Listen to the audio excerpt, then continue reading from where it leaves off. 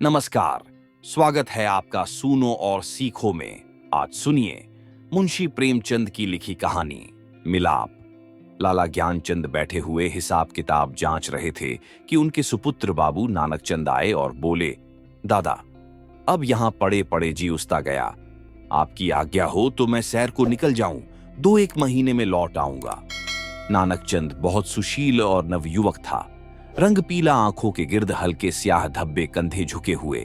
ध्यानचंद ने उसकी तरफ तीखी निगाह से देखा और व्यंग्यपूर्ण स्वर में बोले, क्यों, क्या यहां तुम्हारे लिए कुछ कम दिलचस्पियां हैं? ज्ञानचंद ने बेटे को सीधे रास्ते पर लाने की बहुत कोशिश की थी, मगर सफल न हुए। उनकी डांट फटकार और समझाना बुझाना बेकार हुआ। उसकी संगति अच्छी न थी, पीने पिलाने और राग रंग में डूबा रहता था। उन्हें यह नया प्रस्ताव क्यों पसंद आने लगा, लेकिन नानकचंद उसके स्वभाव से परिचित था। बेधड़क बोला, अब यहां जी नहीं लगता। कश्मीर की बहुत तारीफ सुनी है, अब वहीं जाने की सोचना हूं। ध्यानचंद, बेहरत है, तशरीफ ले जाइए। नानकचंद हंसकर, रुपये को दिलवाइए, इस वक्त 500 रुपये की सख्त जरूरत है। ध्यानचंद, ऐसी फिजूल बातों का मुझसे जिक्र न किया करो, मैं तुमको बार बार समझा चुका। नानकचंद ने हट करना शुरू किया और बूढ़े लाला इनकार करते रहे, यहां तक कि नानकचंद झूंझला कर बोला, अच्छा कुछ मत दीजिए, मैं यूं ही चला जाऊंगा। ध्यानचंद ने कलेजा मजबूत करके कहा, बेशक तुम ऐसे ही हिम्मतवर हो, वहां भी तुम्हारे भाई बंद बैठे हुए हैं ना। नानकचंद, मुझे किसी की परवाह नहीं, आपका रुपया आपको मुबारक रहे। नानकचंद की यह चाल कभी पट नहीं पड़ती थी। अकेला लड़का था, बूढ़े लाला साहब ढीले पड़ गए। रुपया दिया, खुशामद की और उसी दिन नानकचंद कश्मीर की सैर के लिए रवाना हुआ। मगर नानकचंद यहां से अकेला न चला। उसकी प्रेम की बातें आज सफल हो गई थीं। पड़ोस में बाबू रामदास रहते थे। बेचारे सीधे साधे आदमी थे, सुबह दफ्तर जाते और शाम को आते, और इस बीच नानकचंद अपने कोठे पर बैठा हुआ उनकी बेवा लड़की से मोहब्बत के इशारे किया करता। यहां तक कि अभागी ललिता उसके जाल में आ फेनंसी। भाग जाने के मंसूबे हुए। आधी रात का वक्त था। ललिता एक साड़ी पहने अपनी चारपाई पर करवटें बदल रही थी। जेवरों को उतारकर उसने एक संदूकचे में रख दिया था। उसके दिल में इस वक्त तरह तरह के ख्याल दौड़ रहे थे और कलेजा जोर जोर से धड़क रहा था। मगर चाहे और कुछ न हो, नानकचंद की तरफ से उसे बेवफाई का जरा भी गुमान न था। जवानी की सबसे बड़ी नेमत मोहब्बत है, और इस नेमत को पाकर ललिता अपने को खुशनसीब समझ रही थी। रामदास बेसुध सो रहे थे कि इतने में कुंडी खटकी। ललिता चौंक कर उठ खड़ी हुई। उसने जेवरों का संदूकचा उठा लिया, एक बार इधर उधर हसरत भरी निगाहों से देखा और दबे पांव चौंक चौंक कर कदम उठाती दहलीज में आई और कुंडी खोल दी। नानकचंद ने उसे गले से लगा लिया। बग्घी तैयार थी, दोनों उस पर जा बैठे। सुबह को बाबू रामदास उठे, ललित न दिखाई दी। घबराइए, सारा घर छान मारा, कुछ पता न चला। बाहर की कुंडी खुली देखी, बग्घी के निशान नजर आए। सर पीट कर बैठ गए, मगर अपने दिल का दर्द किससे कहते। हंसी और बदनामी का डर जबान पर मोहर हो गया। मशहूर किया कि वह अपने ननिहाल और गई, मगर लाला ज्ञानचंद सुनते ही भौंप गए कि कश्मीर की सैर के कुछ और ही माने थे। धीरे धीरे यह बात सारे मोहल्ले में फैल गई, यहां तक कि बाबू रामदास ने शर्म के मारे आत्महत्या कर ली। मोहब्बत की सरगर्मियां नतीजे की तरफ से बिल्कुल बेखबर होती हैं। नानकचंद जिस वक्त बग्घी में ललित के साथ बैठा, तो उसे इसके सिवाय और कोई ख्याल न था कि एक युवती मेरे बगल में बैठी है, जिसके दिल का मैं मालिक हूं। उसी धुन में वह मस्त था। बदनामी का डर, कानून का खटका, जीविका के साधन, उन समस्याओं पर विचार करने की उसे उस वक्त फुर्सत न थी। हां, उसने कश्मीर का इरादा छोड़ दिया, कलकत्ते जा पहुंचा। किफायतशारी का सबक न पड़ा था। जो कुछ जमा जथा थी 2 महीनों में खर्च हो गई। ललिता के गहनों पर नौबत आई, लेकिन नानकचंद में इतनी शराफत बाकी थी। दिल मजबूत करके बाप को खत लिखा, मोहब्बत को गालियां दी और विश्वास दिलाया कि अब आपके पैर चूमने के लिए जी बेकरार है, कुछ खर्च भेजिए। लाला साहब ने खत पढ़ा। तस्कीन हो गई कि चलो जिंदा है, खैरियत से है। धूमधाम से सत्यनारायण की कथा सुनी। रुपया रवाना कर दिया, लेकिन जवाब में लिखा, खैर, जो कुछ तुम्हारी किस्मत में था वह हुआ। अभी इधर आने का इरादा मत करो, बहुत बदनाम हो रहे हो। तुम्हारी वजह से मुझे भी बिरादरी से नाता तोड़ना पड़ेगा। इस तूफान को उतर जाने दो, तुम्हें खर्च की तकलीफ ना होगी, मगर इस औरत की बांह पकड़ी है तो उसका निबाह करना, उसे अपनी ब्याहता स्त्री समझो। नानक चंद दिल पर से चिंता का बोझ उतर गया। बनारस से माहवार वजीफा मिलने लगा। इधर ललिता की कोशिश ने भी कुछ दिल को खींचा और गो शराब की लत न टूटी और हफ्ते में 2 दिन जरूर थिएटर देखने जाता, तो भी तबीयत में स्थिरता और कुछ संयम आ चला था। इस तरह कलकत्ते में उसने 3 साल काटे। इसी बीच एक प्यारी लड़की के बाप बनने का सौभाग्य हुआ, जिसका नाम उसने कमला रखा। तीसरा साल गुजरा था कि नानक चंद के उस शांतिमय जीवन में हलचल पैदा हुई। लाला ज्ञानचंद का 50वां साल था, जो हिंदुस्तानी रईसों की प्राकृतिक आयु है। उनका स्वर्गवास हो गया और ज्यों ही यह खबर नानक चंद को मिली, वह ललिता के पास जाकर चीखें मार मार कर रोने लगा। जिंदगी के नए नए मसले अब उसके सामने आए। इस 3 साल की संभली हुई जिंदगी ने उसके दिल शोहदेपन और नशेबाजी का ख्याल बहुत कुछ दूर कर दिए थे। उसे अब यह फिक्र सवार हुई कि चलकर बनारस में अपनी जायदाद का कुछ इंतजाम करना चाहिए, वरना सारा कारोबार में अपनी जायदाद का कुछ इंतजाम करना चाहिए, वरना सारा कारोबार धूल में मिल जाएगा। लेकिन ललिता को क्या करूं? अगर इसे वहां लिए चलता हूं तो 3 साल की पुरानी घटनाएं ताजी हो जाएगी और फिर एक हलचल पैदा होगी जो मुझे हुक्काम और हम जो हल्लेआम में जलील कर देगी। इसके अलावा उसे अब कानूनी औलाद की जरूरत भी नजर आने लगी। ये हो सकता था कि वह ललिता को अपनी ब्याहता स्त्री मशहूर कर देता, लेकिन इस आम ख्याल को दूर करना असंभव था कि उसने उसे भगाया है। ललिता से नानक चंद को अब वह मोहब्बत न थी जिसमें दर्द होता है और बेचैनी होती है। वह अब एक साधारण पति था जो गले में पड़े हुए ढोल को पीटना ही अपना धर्म समझता है, जिसे बीबी की मोहब्बत उसी वक्त याद आती है जब वह बीमार होती है। और इसमें अचरज की कोई बात नहीं है अगर जिंदगियों की नई नई उमंगों ने उसे उकसाना शुरू किया। मसूबे पैदा होने लगे जिनका दौलत और बड़े लोगों के मेल जोल से संबंध है। मानव भावनाओं की यही साधारण दशा है। नानक चंद अब मजबूत इराई के साथ सोचने लगा कि यहां से क्यों कर भागूं।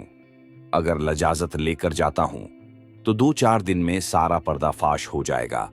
अगर हीला किए जाता हूं तो आज के तीसरे दिन ललिता बनरस में मेरे सर पर सवार होगी। कोई ऐसी तरकीब निकालूं कि इन संभावनाओं से मुक्ति मिले। सोचते सोचते उसे आखिर एक तदबीर सूझी। वह एक दिन शाम को दरिया की सैर का बहाना करके चला और रात को घर पर न आया। दूसरे दिन सुबह को एक चौकीदार ललिता के पास आया और उसे थाने में ले गया। ललिता हैरान थी कि क्या माजरा है। दिल में तरह तरह की दुश्चिंताएं पैदा हो रही थीं। वहां जाकर जो कैफियत देखी तो दुनिया आंखों में अंधेरी हो गई। नानक चंद के कपड़े खून में तरब तर पड़े थे। उसकी वही सुनहरी घड़ी, वही खूबसूरत छतरी, वही रेशमी साफा, सब वहां मौजूद था। जेब में उसके नाम के छपे हुए कार्ड थे। कोई संदेश न रहा कि नानक चंद को किसी ने कत्ल कर डाला। 2-3 हफ्ते तक थाने में तहकीकातें होती रहीं और आखिरकार खूनी का पता चल गया। पुलिस के अफसरा को बड़े बड़े इनाम मिले। इसको जासूसी का एक बड़ा आश्चर्य समझा गया। खूनी ने प्रेम की प्रतिद्वंद्विता के जोश में यह काम किया, मगर इधर तो गरीब बेगुनाह खूनी सूली पर चढ़ा हुआ था और वहां बनारस में नानक चंद की शादी रचाई जा रही थी। लाला नानक चंद की शादी एक रईस घराने में हुई और तब धीरे धीरे फिर वही पुराने उठने बैठने वाले आने शुरू हुए। फिर वही मजलिसे जमी और फिर वही सागर और मीना के दौर चलने लगे।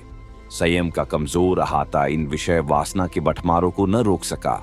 हाँ, अब इस पीने पिलाने में कुछ पर्दा रखा जाता है और ऊपर से थोड़ी सी गंभीरता बनाए रखी जाती है। साल भर इसी बहार में गुजरा। नवेली बहू घर में कुढ़ कुढ़ कर मर गई। तपेदिक ने उसका काम तमाम कर दिया। तब दूसरी शादी हुई, मगर इस स्त्री में नानक चंद की सौंदर्य प्रेमी आंखों के लिए कोई आकर्षण न था। इसका भी वही हाल हुआ। कभी बिना रोए कौर मुंह में नहीं दिया। 3 साल में चल बसी। तब तीसरी शादी हुई। यह औरत बहुत सुंदर थी, अच्छी आभूषणों से सुसज्जित। उसने नानक चंद के दिल में जगह कर ली।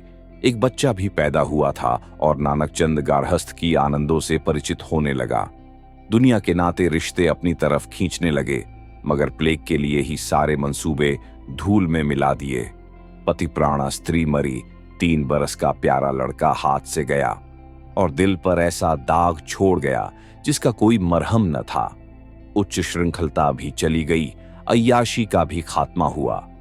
दिल पर रंजोगम छा गया और तबीयत संसार से विरक्त हो गई। जीवन की दुर्घटनाओं में अक्सर बड़े महत्व के नैतिक पहलू छिपे हुआ करते हैं। इन संयमों ने नानकचंद के दिल में मरे हुए इंसान को भी जगा दिया। जब वह निराशा के यातनापूर्ण अकेलपन में पड़ा हुआ इन घटनाओं को याद करता तो उसका दिल रोने लगता और ऐसा मालूम होता कि ईश्वर ने मुझे मेरे पापों की सजा दी है। धीरे धीरे ये ख्याल उसके दिल में मजबूत हो गया। उफ, मैंने उस मासूम औरत पर कैसा जुल्म किया, कैसी बेरहमी की, ये उसी का दंड है। ये सोचते सोचते ललिता की मायूस तस्वीर उसकी आंखों के सामने खड़ी हो जाती और प्यारी मुखड़े वाली कमला अपने मरे हुए सौतेल भाई के साथ उसकी तरफ प्यार से दौड़ती हुई दिखाई देती। इस लंबी अवधि में नानकचंद को ललिता की याद तो कई बार आई थी, मगर भोग विलास पीने पिलाने की उन कैफियतों ने कभी उस ख्याल को जमने नहीं दिया। एक धुंधला सा सपना दिखाई दिया और बिखर गया। मालूम नहीं दोनों मर गई या जिंदा है। अफसोस, ऐसी बेकसी की हालत में छोड़कर मैंने उनकी सुध तक न ली। उस नेकनामी पर धिक्कार है जिसके लिए ऐसी निर्दयता की कीमत देनी पड़े। यह ख्याल उसके दिल पर इस बुरी तरह बैठा कि एक रोज वह कलकत्ता के लिए रवाना हो गया। सुबह का वक्त था। वह कलकत्ते पहुंचा और अपने उसी पुराने घर को चला। सारा शहर कुछ हो गया था। बहुत तलाश के बाद उसे अपना पुराना घर नजर आया। उसके दिल में जोर से धड़कन होने लगी और भावनाओं में हलचल पैदा हो गई। उसने एक पड़ोसी से पूछा, इस मकान में कौन रहता है? बूढ़ा बंगाली था। बोला, हाम, यह नहीं कह सकता कौन है कौन नहीं है। इतना बड़ा मुल्क में कौन किसको जानता है। हाँ, एक लड़की और उसका बूढ़ा मौ, 2 औरत रहता है। विधवा हैं, कपड़े की सिलाई करता है। जब से उसका आदमी मर गया तब से यही काम करके अपना पेट पालता है। इतने में दरवाजा खुला और एक 13-14 साल की सुंदर लड़की किताब लिए हुए बाहर निकली। नानकचंद पहचान गया कि यह कमला है। उसकी आंखों में आंसू उमड़ आए। बेअख्तियार जी चाहा कि उस लड़की को छाती से लगा ले। कुबेर की दौलत मिल गई। आवाज को संभाल कर बोला, बेटी, जाकर अपनी अम्माओं से कह दो कि बनारस से एक आदमी आया है। लड़की अंदर चली गई और थोड़ी देर में ललिता दरवाजे पर आई। उसके चेहरे पर घूंघट था और गो सौंदर्य की ताजगी न थी, मगर आकर्षण अब भी था। नानकचंद ने उसे देखा और एक ठंडी सांस ली। पतिव्रत और धैर्य और निराशा की सजीव मूर्ति सामने खड़ी थी। उसने बहुत जोर लगाया मगर जब्त न हो सका। बरबस रोने लगा। ललिता ने घूंघट की आंच से उसे देखा और आश्चर्य के सागर में डूब गई। वह चित्र जो हृदय पट पर अंकित था और जो जीवन के अल्पकालिक आनंदों की याद दिलाता रहता था, जो सपनों में सामने आकर कभी खुशी के गीत सुनाता था और कभी रंज के तीर चुभाता था, इस वक्त सजीव सचल सामने खड़ा था। ललिता पर बेहोशी छा गई, कुछ वही हालत जो आदमी को सपने में होती है। वह व्यग्र होकर नानकचंद की तरफ बढ़ी और रोती हुई बोली, मुझे भी अपने साथ ले चलो। मुझे अकेले किस पर छोड़ दिया है। मुझसे अब यहां नहीं रहा जाता। ललिता को इस बात की जरा भी चेतना न थी कि वह उस व्यक्ति के सामने खड़ी है जो एक जमाना हुआ मर चुका, वरना शायद वह चीख कर भागती। उस पर एक सपने की सी हालत छाई हुई थी, मगर जब नानकचंद ने उसे सीने से लगाकर कहा, ललिता, अब तुमको अकेले न रहना पड़ेगा। तुम्हें इन आंखों की पुतली बनाकर रखूंगा। मैं इसीलिए तुम्हारे पास आया हूं। मैं अब तक नरक में था, अब तुम्हारे साथ स्वर्ग को सुख भोगूंगा। तो ललिता चौंकी और छिटक कर अलग हटती हुई बोली, आंखों को तो यकीन आ गया मगर दिल को नहीं आता। ईश्वर करे यह सपना न हो। आप सुन रहे थे मुंशी प्रेमचंद की लिखी कहानी मिलाप।